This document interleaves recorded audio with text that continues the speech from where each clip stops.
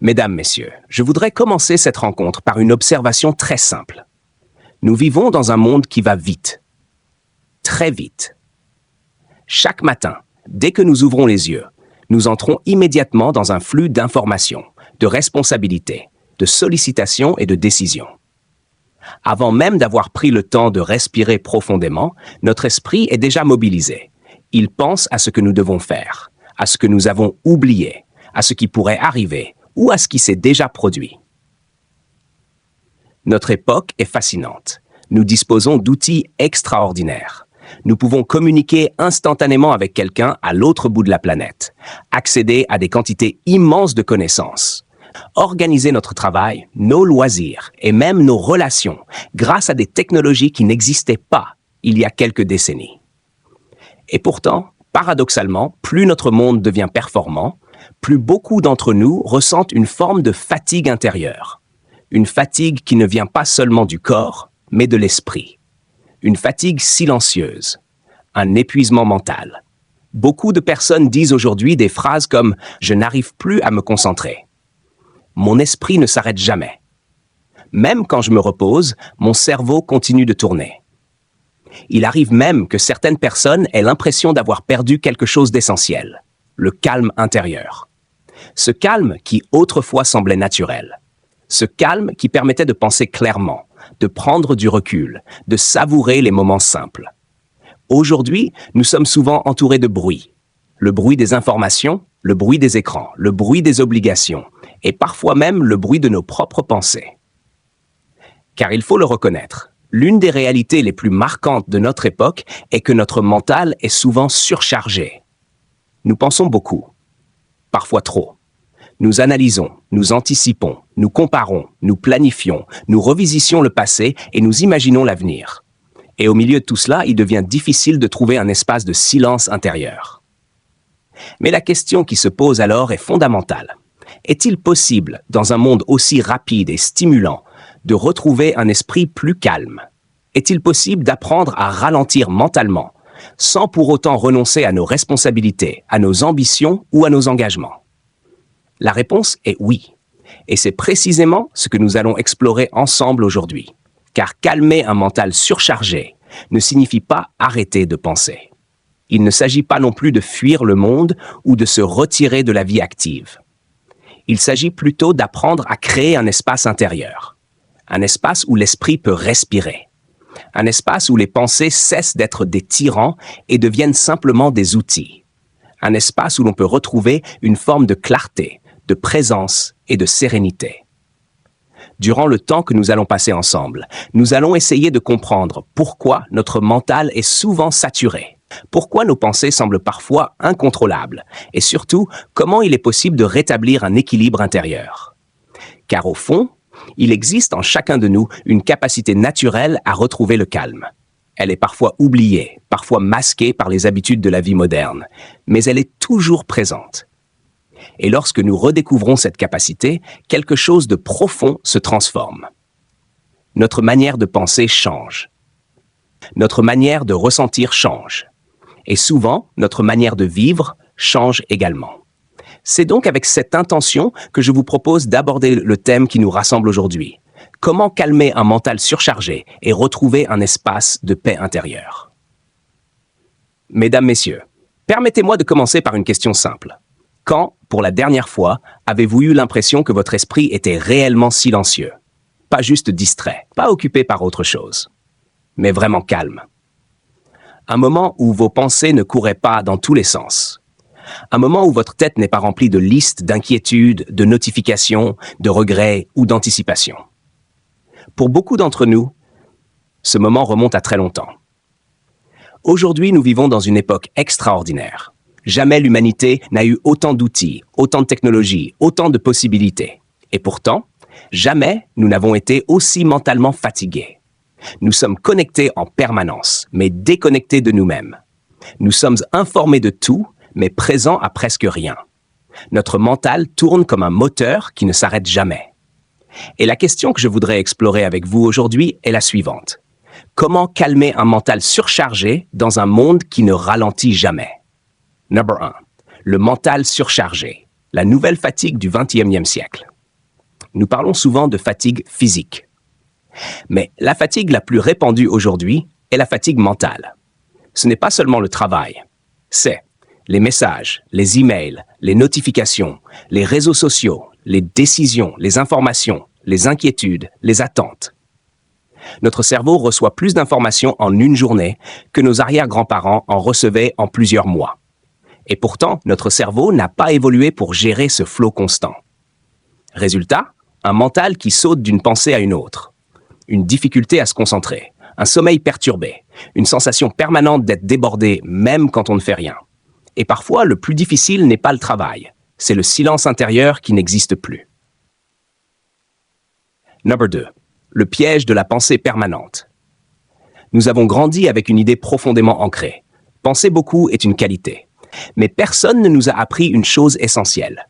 Penser sans arrêt n'est pas réfléchir, c'est simplement ruminer. Le mental adore créer des scénarios. Il rejoue le passé. J'aurais dû dire ça. Pourquoi ai-je fait ça? Et il projette l'avenir. Et si ça se passe mal?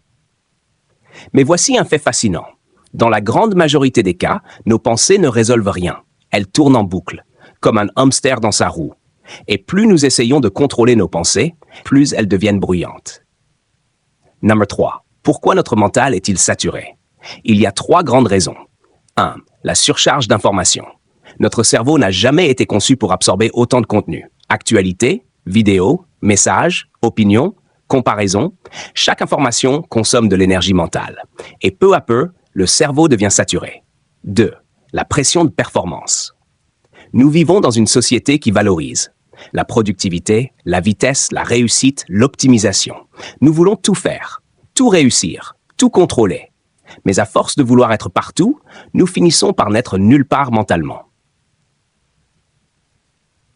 3. La peur du vide. C'est peut-être la raison la plus surprenante. Beaucoup de personnes ont peur du silence mental, parce que lorsque le bruit extérieur disparaît, on se retrouve face à soi-même. Et cela peut être inconfortable. Alors nous remplissons chaque minute, musique, podcast, écran scrolling. Mais ce remplissage constant empêche une chose essentielle, le repos mental. Le 4. La bonne nouvelle. Le calme est déjà en vous. Voici quelque chose de très important. Le calme mental n'est pas quelque chose que vous devez créer. Il est déjà là, sous les pensées, sous les inquiétudes, sous le bruit. Un peu comme le ciel derrière les nuages. Les nuages bougent, changent, apparaissent, disparaissent. Mais le ciel reste toujours là. Votre esprit est pareil. Les pensées passent, mais votre capacité au calme ne disparaît jamais. 5. 3 clés pour calmer le mental. Je voudrais maintenant partager 3 pratiques simples mais puissantes.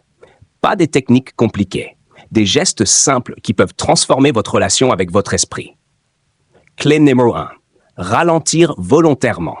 Notre mental court parce que notre vie court. Si vous ralentissez le corps, le mental ralentit aussi. Essayez ceci. Pendant une journée, marchez un peu plus lentement, mangez plus lentement, parlez un peu moins vite. Ce simple ralentissement crée un effet inattendu. Le cerveau comprend, je ne suis pas en danger, et il commence à se calmer. Clé numéro 2. Créez des espaces sans stimulation. Votre cerveau a besoin de silence, pas seulement du silence sonore, mais du silence informationnel. Essayez de créer chaque jour 10 minutes sans stimulation. Pas de téléphone, pas de musique, pas de conversation. Juste vous et votre respiration. Au début, cela peut sembler inconfortable, mais peu à peu, vous découvrirez quelque chose d'étonnant. Le mental commence à se déposer naturellement. Clé numéro 3. Observez les pensées. La plupart des gens pensent qu'ils sont leurs pensées. Mais ce n'est pas vrai. Vous êtes celui qui observe les pensées. C'est une différence immense. Imaginez que vos pensées soient des voitures sur une route. Si vous êtes au milieu de la route, vous êtes percuté par chaque voiture. Mais si vous êtes sur le trottoir, vous regardez simplement passer.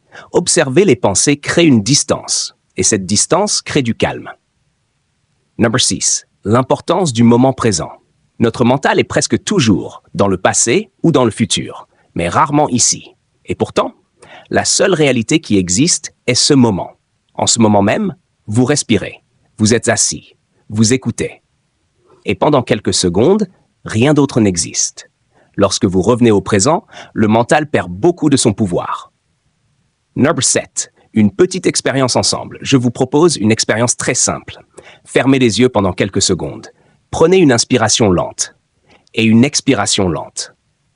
Rien à contrôler, rien à analyser. Juste sentir l'air entrer et sortir. Remarquez quelque chose. Pendant ces quelques secondes, le monde ne s'est pas effondré. Mais votre mental s'est peut-être un peu calmé. C'est cela, le pouvoir de la présence. Number 8. Une vérité libératrice. Voici peut-être l'idée la plus importante de cette conférence. Vous n'avez pas besoin de contrôler votre esprit. Vous avez seulement besoin de ne pas croire chaque pensée. Les pensées sont comme la météo. Elles changent, elles passent, mais elles ne définissent pas qui vous êtes.